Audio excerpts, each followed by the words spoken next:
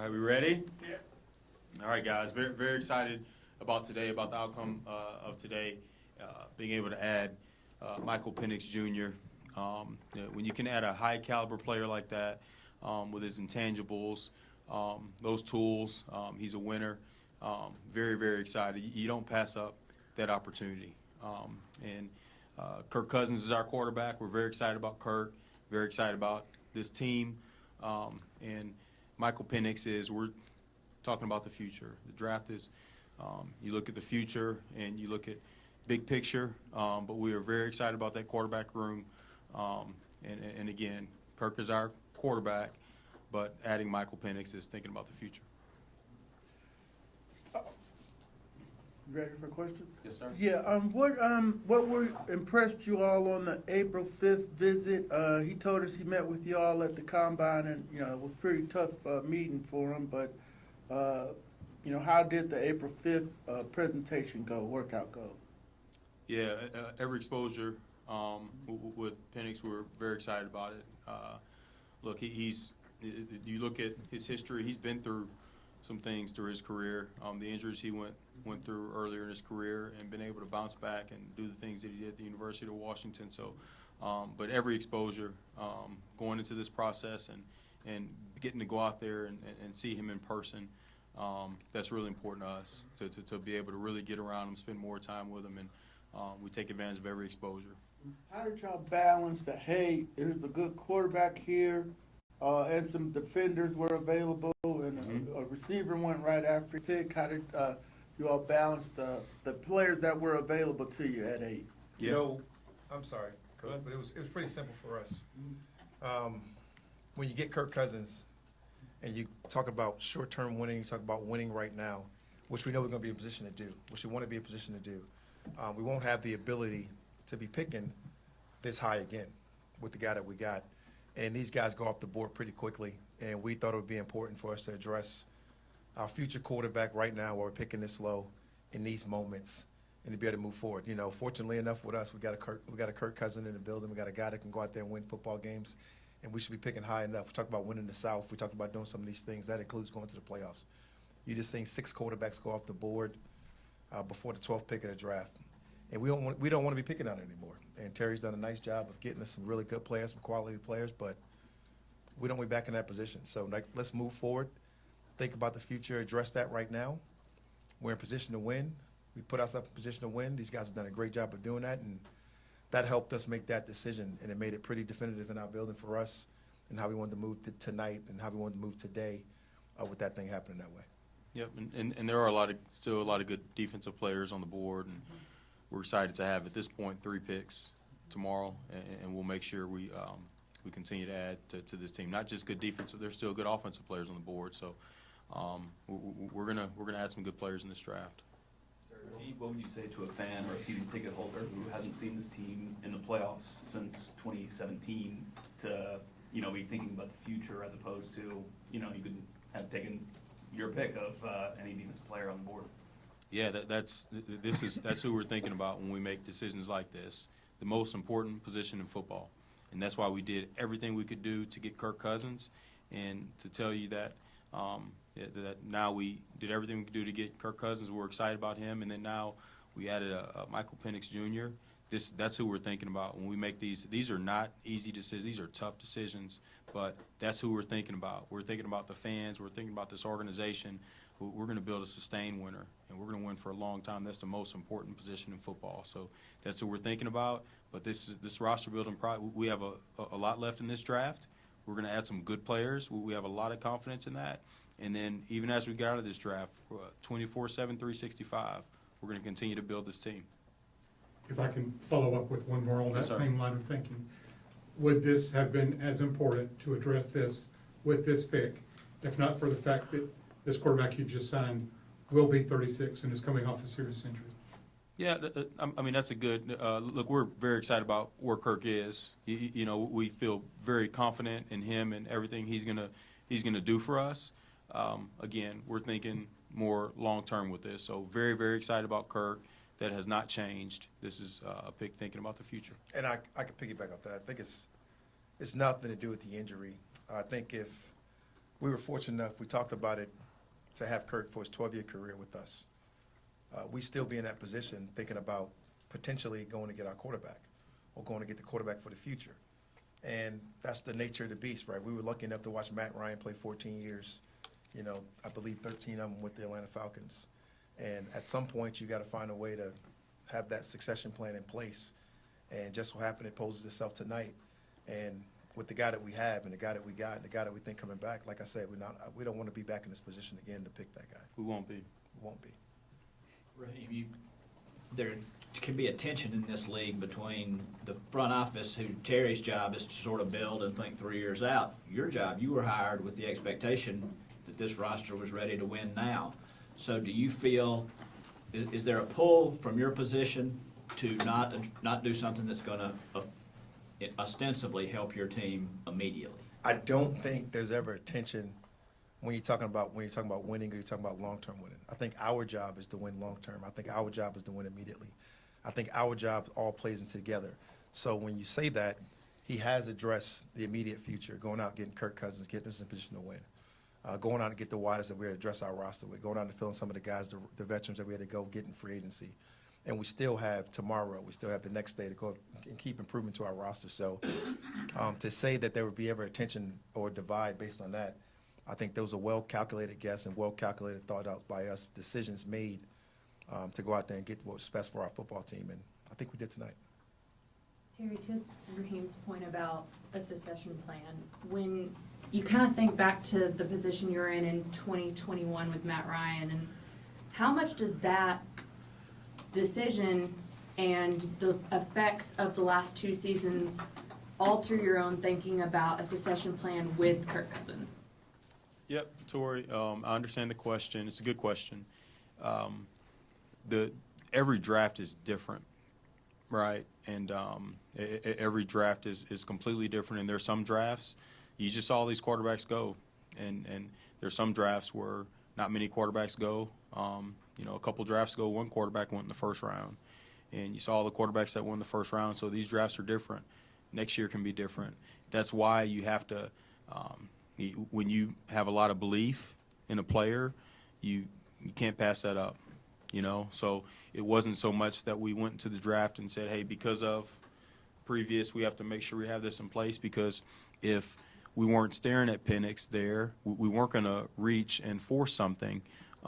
This wasn't us forcing something. This was just we have a lot of belief in the player, and we know he can be a future franchise player. And so that's why we made the decision to do that right now. You know, if it wasn't him, if we weren't staring, or if other guys would have went, then we weren't going to try to reach or try to force something. We're very excited about where we are right now, but if there's a player on the board that we believe in, we're going to take him. To that end, and Rod, you can answer this too, but what is it specifically about Michael that makes you feel that way? You know, really, it's a lot of the same similar traits we talk about when we went out and got Kirk Cousins. You're talking about a guy, a pocket passer who can progress really well, who can do all the things they want to do, throw the ball all over the field. We're talking about a player that can come in and learn from a player that we just picked up and really be behind him, really see the right way, get it modeled the right way, be in the building at the same time. You know, all of those things that we talked about when we signed Kirk, there's a lot of the things that we saw on tape from Michael that we love. You know, the live arm, the ability to go out there and play, the ability to be healthy the last 2 years and really be successful in Washington. We love the fight in the kid. We love the interactions that we have with him throughout the process. Everything that came into place with that type of thing. So we're really excited about the man. We're really excited about the guy. Really excited about our plan. Really excited about the people that we have in our building, particularly Kurt, and knowing that he's going to get modeled the right way with the guy that we have. This question is for Terry or Raheem, whichever one of you called Kurt when you were on the clock and you tell him about it. What's his reaction? Well, that's a private. We wouldn't share that, you know, and obviously Reactions are pretty private, right? Yeah. You know, he got called on the clock, obviously, because it's a sensitive time with the issues of what you got going on. It's never a right time to talk to a quarterback about those things, and reactions are always going to be private when it comes to those things, unless Kirk decides to tell you some of those things, whatever the case may be. But he's a competitor, just like us all, and you can always expect those things to go just like you kind of think. Now, his agents kind of been telling us that they were shocked and dismayed and so forth.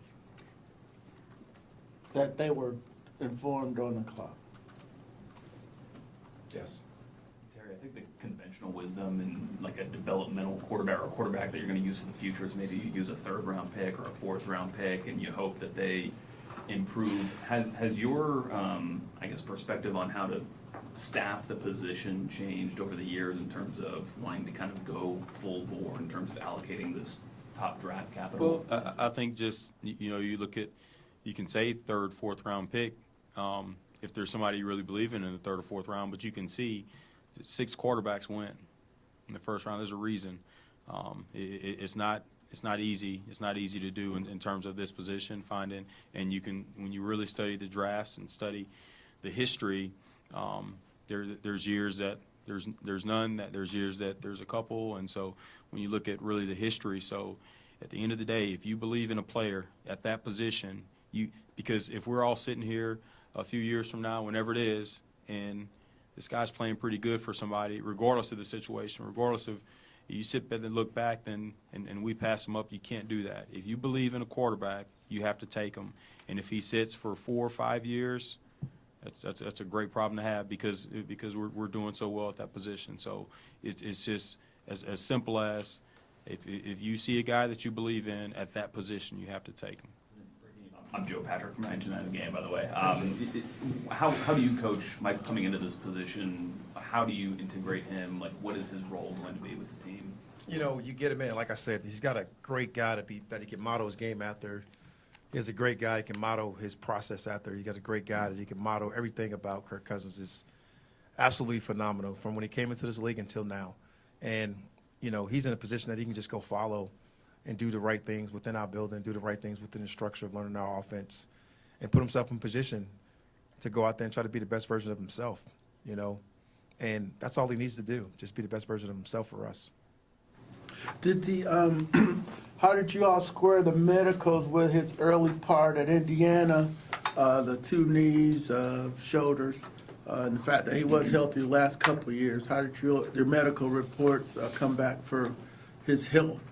Yeah, that's all part of it. We looked at all the history. Again, our trainers and doctors, we spend a lot of time with them going through that process. And it does mean a lot that he's played well these last 2 years. Obviously, that's something we're always forward thinking on in terms of doing everything we can do to prevent injuries, but we felt good about it. At what point How did do you guys he? do?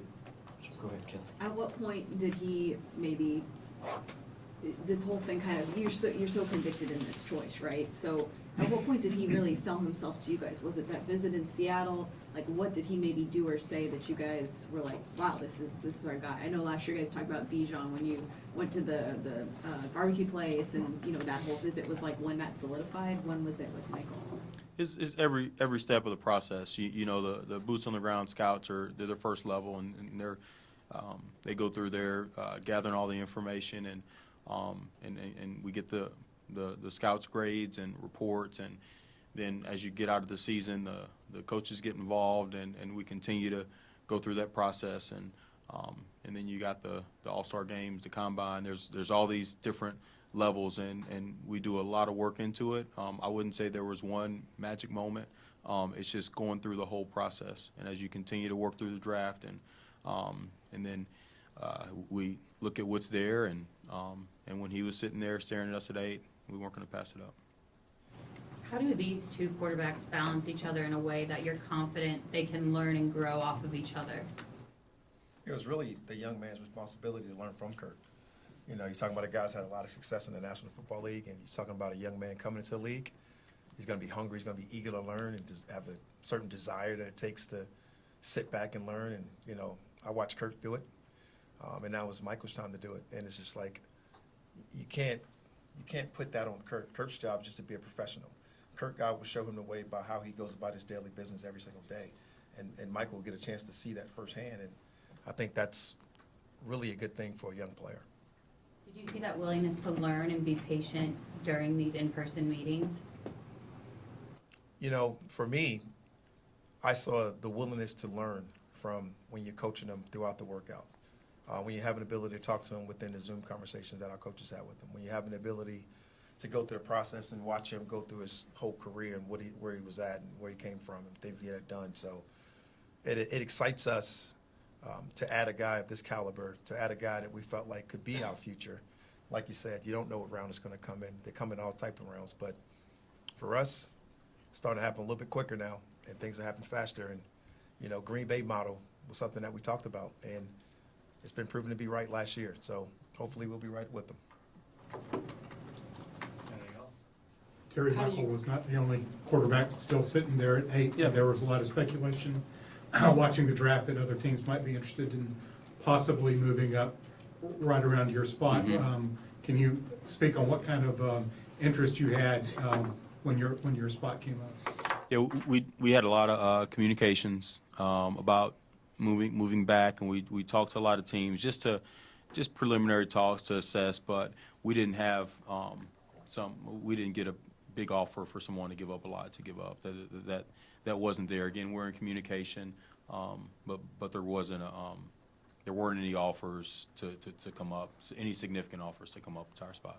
Just to follow up on the Green Bay model, I was You know kinda- that, don't you?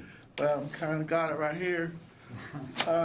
They were taking guys in the 4th and the 5th and the 6th. A-Rod in the 1st. A-Rod and Jordan in the first. And Jordan in the 1st. So it's more of the later, latter part. Okay. Yep. Not the Craig Neal and Makeda. Man, which year you on there? You gotta tell us what year you on, Yeah, man. I'm about 92. You went back on me, man. 05, yeah. I was speaking more to the previous The model, 05, yeah. Top 2000. the model when they took Love, and Okay. think of that nature, and think Okay.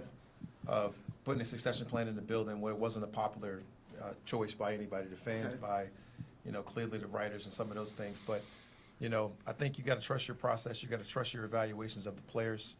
I think you gotta be really convicted in the people that you put in place to evaluate the people.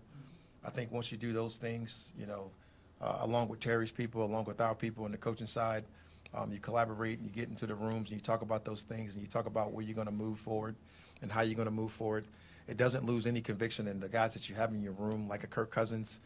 You got full conviction in those guys to winning the South, to going out and taking the South and doing all these things you want to do as a team. I think all of those things still stand in place, but at some point, I wish we all can play forever, but we can't.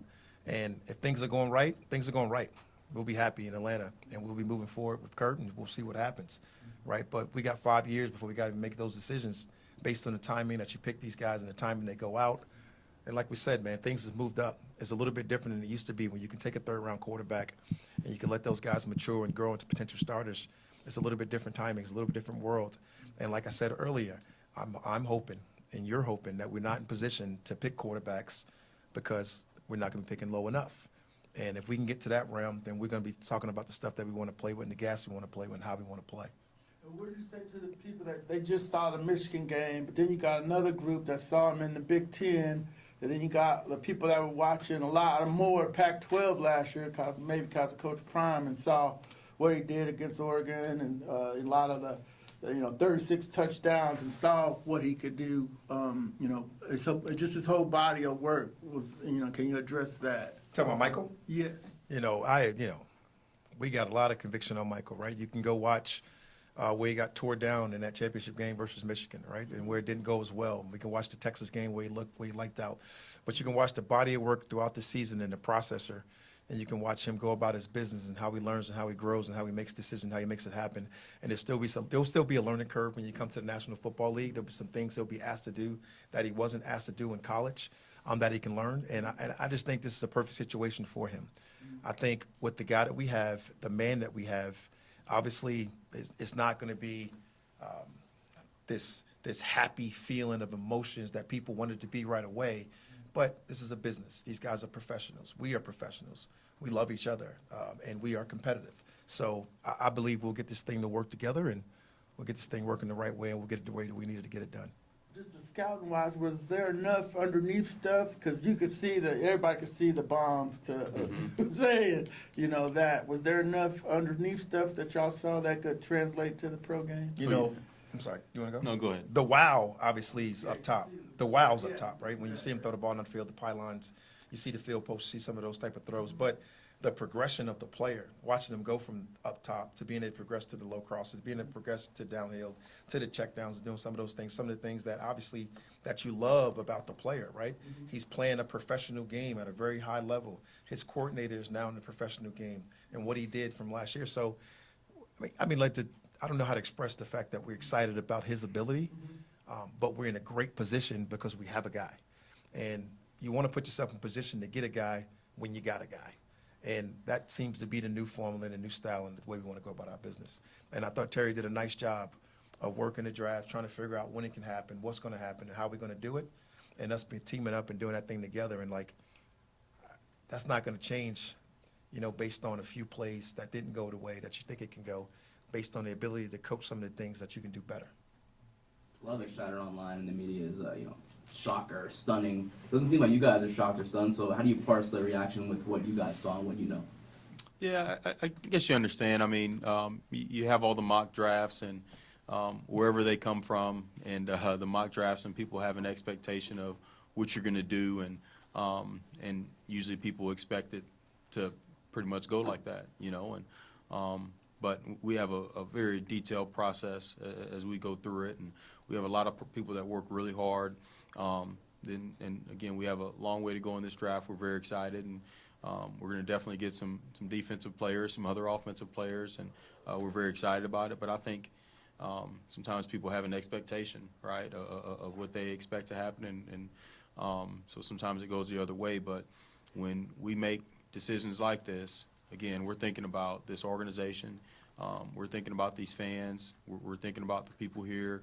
And this is a decision we have a lot of belief in this player. Again, that's why we're very aggressive in free agency, and we made sure we did whatever we could do to get Kirk Cousins. And we worked hard to do that because we know that we're going to win a lot of games with Kirk, and we're very excited about that. And when you're staring at a quarterback that we have a lot of belief in the college game, you take advantage of it. Terry, I want to ask you about Penix's age. He's an older prospect. He turns 24, I think, next week, a couple weeks from now. Yep. If all goes according to plan with Kirk, he's not going to play for 3, maybe 4 years. You're talking about 27, 28, and you're not going to have much game film on him playing against starters. Is it a risk in that regard as far as him sitting for so long when he's an older prospect? Yeah, it's kind of interesting. In this draft, we're starting to see more of the older prospects. I know we got the COVID year in there, but then also guys we're starting to see a little bit more of that. Guys that are staying in college a little bit longer. But that's not an issue.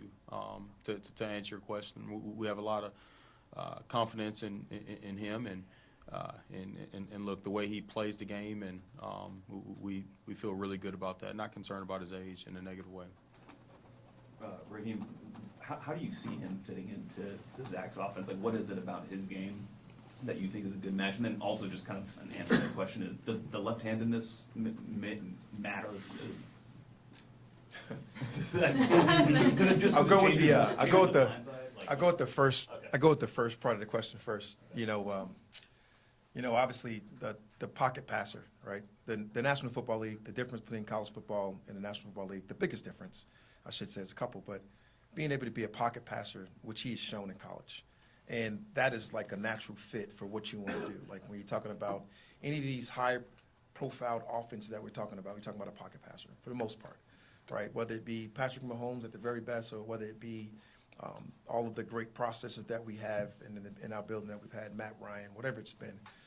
The pocket passing ability of him is something that really that stands out. I would say why he would fit into our offense, Zach Robinson's offense, and the Atlanta Falcons offense just in general. But the left-handed thing is definitely something that you definitely would change up a couple of different things. You mentioned the blind side change, and you mentioned some of those things. You mentioned something would definitely be a part of with how you do your play action. Some of those things may be changing a little bit, particularly how you throw, how you roll, how you half roll, how you change the pocket, how you change the platforms, things of that nature. But, that's something that we're all willing to do.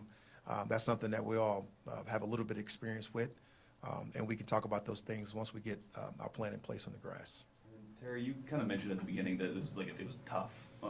Why was it tough? Was it because you kind of knew that there was going to be a certain reaction, I guess, knowing that you could have taken some, No, I guess I didn't mean what I was trying to say. This is a business, right? So the tough part is obviously you're not going to always please everybody, right? I mean, you just said it. There's fans that can say, okay, why wouldn't you do this? Why would you do that? Because you do. Yeah, you want to So we have to think about what's best for this franchise, what's best for this team. But, you know, sometimes there's some decisions you make that there can be some.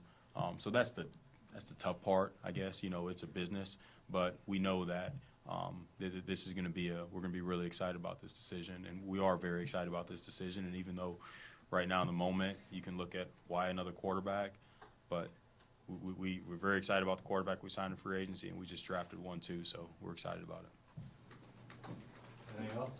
Raheem, as a coach, what have you learned about Michael and his journey? He talked in the Players Tribune story, which I'm sure you've read. He talked about not only his injuries, but being told at the very start that he was not good enough to play in the SEC, and that's why he went to Indiana. So he had something to prove there. And what have you? He's come back from adversity in different ways. It's something about the two quarterbacks we got in the building right now, right? Two guys that have kind of been second guessed, kind of been doubted, always proving people wrong. You know, Kirk's no different with that story, and Michael Penix's story sounds very similar. There's something about people that go through adversity. There's something about people that can handle adversity, and there's something about people that can absolutely bounce back from all different types of walks of life and be here. And I'm no different, right? I've been a head coach before, and I've failed at it, and I've got an opportunity to bounce back from it, and I want to make the most out of it. And those two players, they represent that at the highest way, and Michael Penix would be no difference in what we're talking about with people dealing with adversity and how you deal with adversity in this sport. And just to piggyback off Terry, you know, it is always tough to we make those decisions because of the people and because of that 1-2 and because of that will that we're talking about, that you're talking about, that fighting will that Michael Penix had to get to this point. There's no different than our starting quarterback right now in Kirk Cousins. And that's why you feel the empathy for all of those guys, because you know what this is and you know how this goes. And, you know, I think somebody mentioned, how do you manage the fact that he may play for 4 years, man? And that will make me feel better about watching Kirk Cousins play for 4 years, because there's some really good things going on around here. Failure is a part of the process. It's part of the process. When you have guys with the right makeup, the right humility, but he's right. And that's what we love about this team, the character of this team, and the two guys we're talking about are obviously high character players. Will he be in the building tomorrow? Yes. We'll let you know tomorrow. We'll do a presser tomorrow, right? Is that how? Yeah. We're not telling you nothing, we're not making any false promises we can't keep. Yeah. Send the plane to Tampa. Scoop them up. Anything else? All right. All good? See you guys. Thank you. Thank y'all. Thanks, guys. This draft is late on the East Coast, guys. 12:30, man. Everything.